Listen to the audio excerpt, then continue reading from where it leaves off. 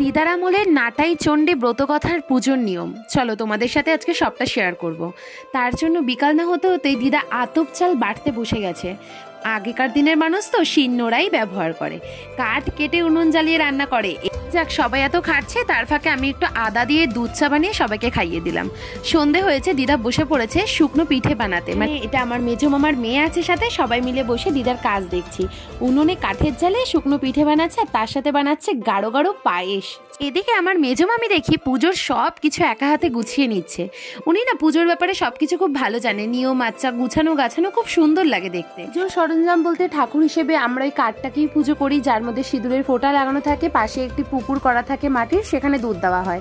তারপরে একটা কলা পাতার মধ্যে 7টা ধান, 7টা তুলসী পাতা, 7টা কচু পাতা রেখে দেওয়া হয়। এর পাশাপাশি মিষ্টি, ফল, বাতাসা আর আমাদের পিঠে পায়েস দিয়ে পুজো শুরু করে শেষ করা হয়।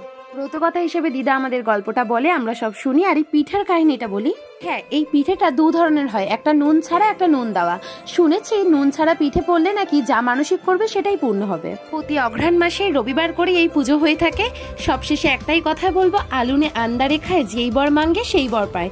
এতই জাগ্রত ঠাকুর, যারাই মন থেকে পুজো করে মানসিক করে তাদেরই সেটা পূর্ণ হয়।